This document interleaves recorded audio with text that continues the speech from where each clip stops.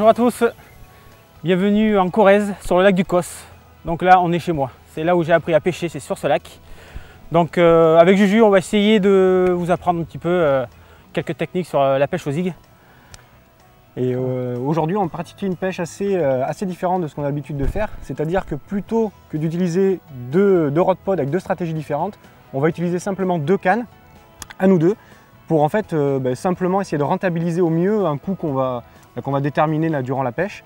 Donc comme ça on va constamment amorcer, il y aura constamment des cannes en action de pêche et on essaiera au mieux de faire quelques poissons dans la journée, quoi. Donc, voilà, on va essayer de mettre en place le rythme d'amorçage.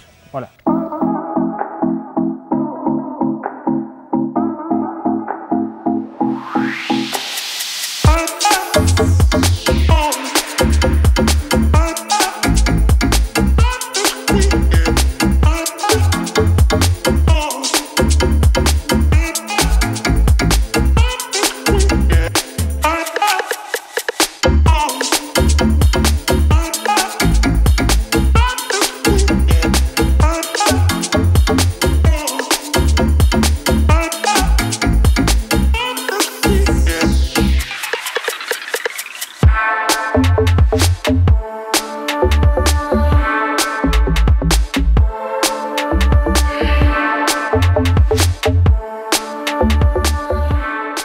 Donc nous, durant cette journée de pêche, nous allons créer un amorçage uniquement à base de grosses particules.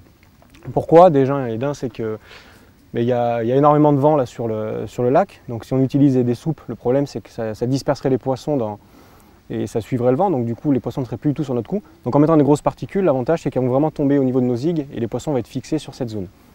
Donc là, on a utilisé un mélange de deux types de pelets différents, enfin de types de diamètre. On a du 9 et du 15. Ensuite, on va y rajouter un petit peu de maïs doux. Donc pour rajouter un tout petit peu de couleur, et toujours pareil, histoire de rajouter une densité différente, ça va être beaucoup plus léger, donc ça aura tendance à descendre un petit peu plus. Donc on mélange bien pour que tout soit bien homogène. Et la petite tendance, on avait envie d'essayer avec Matt, et il n'y a aucune raison que ça ne fonctionne pas, c'est de rajouter de la macédoine de légumes. Alors ça en fait rire certains, mais l'avantage c'est qu'il y a plusieurs couleurs, plusieurs densités, et il n'y a aucune raison que ça ne plaise pas aux carpes. Donc on va essayer de mettre un petit peu de macédoine et on verra bien le résultat que ça va donner.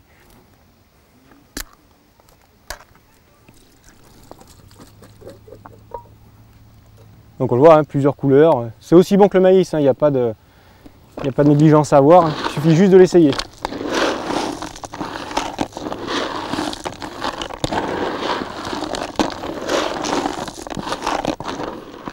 Donc voilà, sur un spot, on aura vraiment des grosses particules qui vont tomber et les autres qui vont descendre de manière beaucoup plus légère.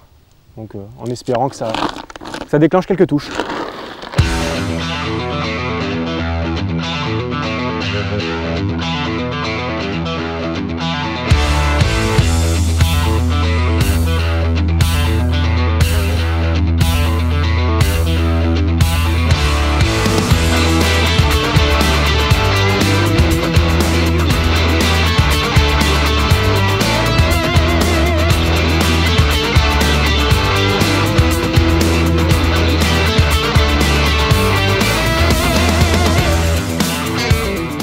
Donc là Juju est en train de combattre, donc là, le principe c'est de garder les poissons sur le cou. Donc pendant qu'il combat, je ramorce, je vais en remettre 2 ou 3 bombes. On va remettre 2 ou 3 grosses bombes et on va voir si ça va un peu altérer sur les touches. Soit ça peut les faire freiner parce que ça fait un peu de bruit. Et alors si c'est le cas, on va changer de bombe et on va passer sur le moyen, que ça fasse un peu moins de bruit. Mais le but c'est de créer tout le temps un amorçage pour rester les poissons sur le cou. Donc là c'est notre premier départ, je vais reposer 3 bombes. Et on va voir ce que ça va donner, si ça enchaîne ou pas.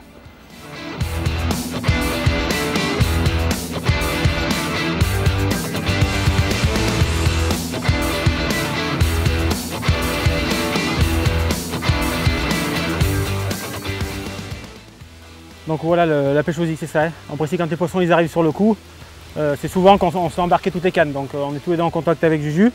Donc là, il aurait fallu que JP pose la caméra, il vienne nous amorcer le poste pour entretenir le coup. Mais bon, on va vite sortir ces poissons et on va rattaquer l'amorçage de suite, même avant de remettre les cannes.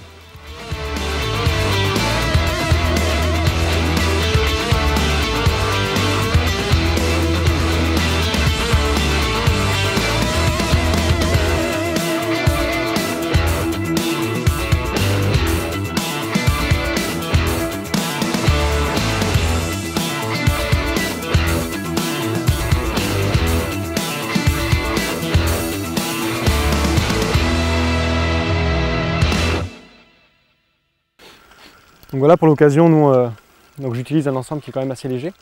Une Fox Horizon X5 en 12.6 3,5 avec un FX9. Ça a vraiment la particularité d'être de très léger, très maniable. Et sur des pêches de rendement comme ici, c'est quand même appréciable.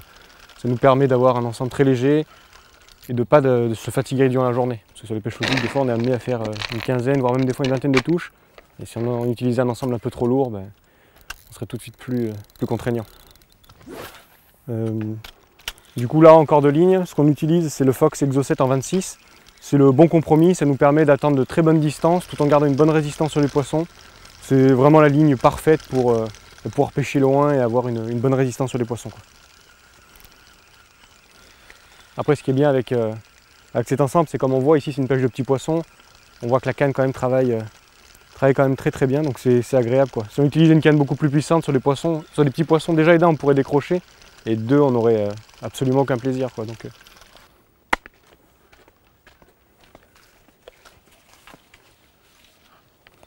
Et là, moi, je relance la canne maintenant. Le poisson il est devant, donc ça risque rien sur la zone d'amorçage. Donc, je relance la canne. Ouais, parfaite. Voilà, c'est important de tout avoir de près aussi, si on ne veut pas perdre de temps. Voilà, ce genre de poissons, en principe, sur les coups, ils ne sont pas tout seuls, ces petits poissons-là. Allez, bien joué. Allez. impec. Donc voilà, bon, une piqûre qui n'est pas très belle, mais bon, c'est souvent ça aux zigues, hein. Les poissons se saisissent de lèche assez rapidement, donc des fois on a des piqûres un peu partout. Bon, l'essentiel c'est que ça tienne et que ça ne décroche pas. Donc là pour l'occasion, le petit kit a glissé, mais bon, c'est rien de méchant. Je vais décrocher le poisson, le remettre en place et il n'y aura plus qu'à relancer la canne. Sur les contrastes clairs, on est sur du jaune et orange. En espérant en faire encore quelques-unes dans la matinée.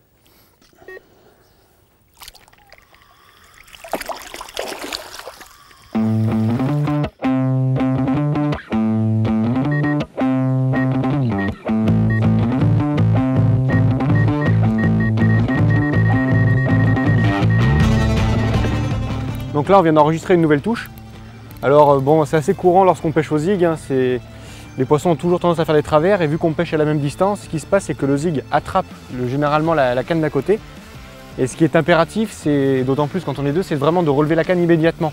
Il y en a beaucoup qui vont avoir tendance à ramener la canne, essayer de faire des méli-mélos, essayer de la défaire, mais ça va en faire encore plus de nœuds. Ce qu'il faut absolument, c'est retirer instantanément. Et on le voit en plus sur la vidéo, il y a le zig en le ramenant qui longe du coup le... Voilà, c'est le 3/4 du temps, c'est voilà. ce qui se passe. On va, tac, on donne un coup sec et ça tombe. Le zig remonte sur la ligne, on a juste donné un petit coup sec et ça tombe le zig. Il ne faut vraiment pas s'amuser à essayer d'attendre ou autre. Dès que c'est pris dans la canne, il faut la remonter instantanément et la rejeter. Et d'autant plus que la pêche au zig, il faut être actif, donc ça permet de rejeter une canne et de repêcher sur le coup. Donc là, je vais attendre encore 5 minutes que Julien retire le poisson du coup en fin de compte, parce que là, il lui a pris pas mal de fil. Donc une fois que le poisson sera sorti du coup, je vais pouvoir relancer ma canne. Parce que si je la relance de suite, vu que la carpe a fait encore des travers, et bien elle va reprendre la canne, il va falloir la relever. Donc j'attends encore les 5 minutes qu'il la sorte bien du coup, et après je vais pouvoir la... Ouais, tu peux y aller là.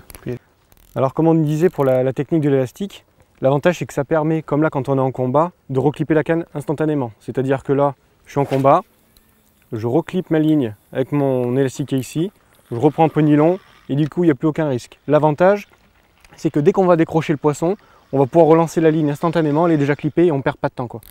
L'avantage d'un élastique, c'est vraiment ça, c'est déjà, bon, on n'use pas son fil à toujours clipper autour des pics, et en plus de ça, on gagne énormément en rapidité, puisque là, suite au combat, si bon, j'ai été amené à décrocher, ou même si on a amené le poisson sur puisette, on n'aura plus qu'à rejeter la canne et on gagne un temps fou, quoi.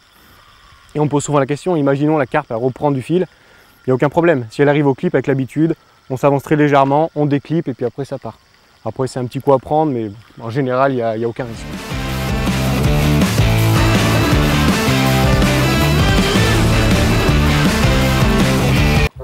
Une belle sirène. Une belle prise mon GG. La pêche aux zigues, c'est ça. Là avec ça tu as un beau chantier là.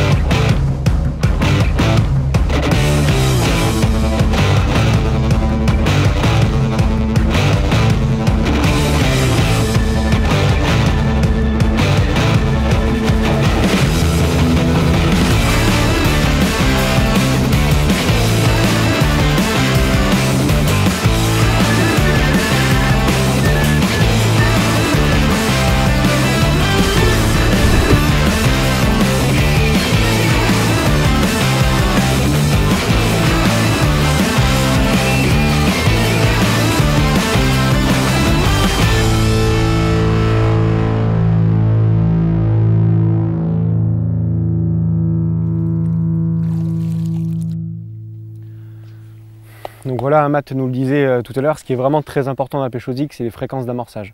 Alors le problème pour faire quelque chose de très précis, pour respecter un temps, nous on utilise un timer, on peut très bien utiliser une montre ou vous mettre un réveil sur son portable. On essaie de respecter une fréquence d'environ toutes les demi-heures, on met 30 minutes, au bout de 30 minutes on fait 10 minutes d'amorçage. Et au bout de ça, du coup on réitère l'opération, on remet le timer pendant une demi-heure, et ainsi de suite jusqu'à la fin de la pêche. C'est très important de mettre un rythme, parce qu'il faut constamment que sur le coup il y ait de l'activité, qu'il y ait du bruit. Parce qu'au zig ça se passe comme ça, il faut qu'il y ait des particules qui tombent en permanence et du bruit. Donc voilà, pour l'instant on est parti sur ce rythme d'amorçage, ça fonctionne plutôt bien. On a fait quelques poissons dessous, mais la plupart du temps ça déroule dans les quarts d'heure, 20 minutes. Donc c'est pour ça, passer une demi-heure, c'est bien d'en remettre pour essayer de déclencher des touches supplémentaires. Allez, c'est l'heure d'y retourner.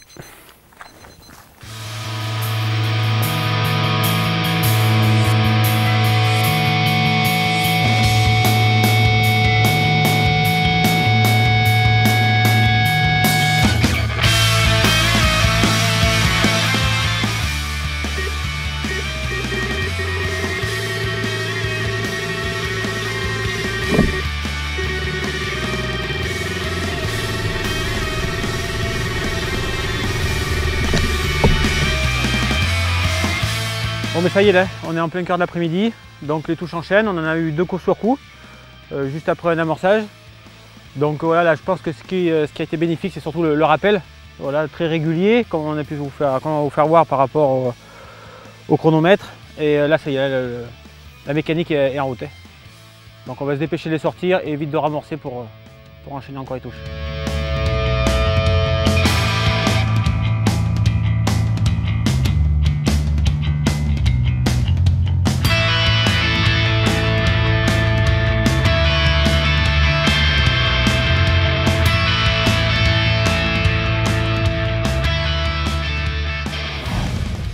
Donc là, je vais vous présenter le nœud que j'utilise pour marquer mes lignes avec un élastique. Donc pour commencer, j'utilise le marqueur élastique de chez Fox. L'avantage de celui-ci, c'est qu'il est beaucoup plus fin que les autres et il aura l'avantage, la particularité de beaucoup mieux passer en fait dans les anneaux. Donc pour bien faire au départ, je coupe une bonne longueur, donc à peu près comme ça. Le but, c'est de faire une première boucle que l'on vient pincer comme ça avec le doigt. On vient ensuite prendre le fil avec, bon là en l'occurrence c'est ma tête de ligne, hein, c'est simplement pour vous montrer le nœud, d'agrandir un petit peu la boucle et de faire passer l'excédent du nylon à l'intérieur. Donc je fais environ 4-5 tours, ça suffit, tac, et par la suite je viens tirer les 2 excédents. Alors au départ ça fait un nœud qui est pas très beau, mais plus on va le serrer, plus il va prendre forme. Donc inutile de tirer de manière trop forte, sinon l'élastique va casser. Donc on le tient comme ça, et voilà. Le nœud est bien réalisé lorsque les élastiques, les 2 extrémités partent de chaque côté. À ce moment-là, il vous suffit simplement de couper les deux extrémités en laissant un tout petit bout, comme ça c'est toujours plus simple pour le voir. Et voilà. L'avantage c'est que ça ne vous gêne absolument pas lors des lancers, et ça vous permet, en fin de compte, à chaque combat ou à chaque fois que vous relancez votre canne, de clipper votre ligne directement sans passer par les pics. Bon, je vais vous expliquer tout ce qu'on a utilisé comme matériel pour cette partie de pêche. Donc sur le fil, on a utilisé le Exo 7 en 26 centièmes. Donc voilà, c'est un fil qui quand même passe assez partout. Ça me permet quand même de sortir des poissons assez conséquents. Voilà, c'est un fil qui est assez résistant et la particularité de ce fil qui est très souple et il va très loin. Après, on a pris une tête de ligne en submerge 20 centièmes. La particularité de la submerge, c'est une tresse qui coule. Bon, ça j'ai déjà expliqué à travers plusieurs petits reportages. Un clip-plomb classique, un émerillon à attache rapide, un grand anti-tangle sleeve et le fil à zig Fox en 26 centièmes. Et pour la fin, un zig Aligna monté sur un hameçon Cure-Shank. Là, on a particulièrement utilisé le rose qui a très bien fonctionné, le mélange du rose et noir. Donc après, sur ce qui est les couleurs, toutes les imaginations sont bonnes.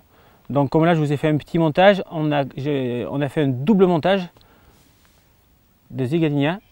Là, j'ai mis une mousse noire et j'ai chanté les couleurs. Donc là, après, toutes les idées sont bonnes à prendre. Là, ça peut imiter une petite abeille. Voilà, il faut s'imaginer un petit peu ce que le poisson pourrait manger. Et la particularité de ce montage, c'est que là on a une grande mousse et la densité va être très forte, donc on aura le badin qui sera bien tendu.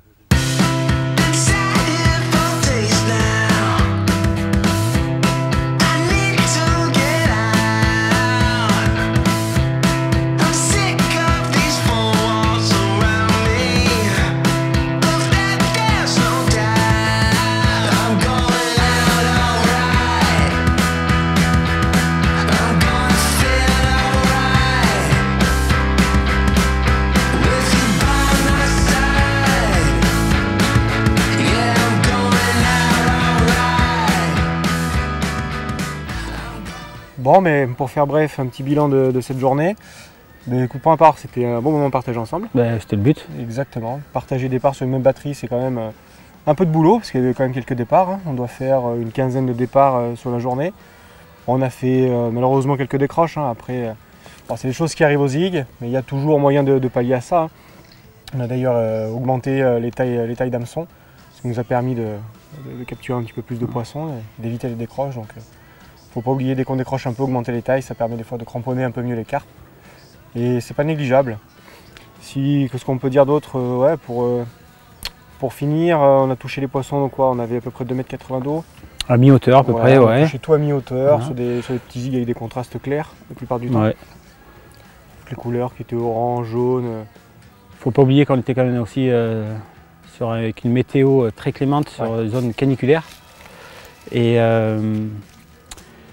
Et voilà, on s'en est quand même bien sorti, malgré que ces quelques décroches qu'on a fait.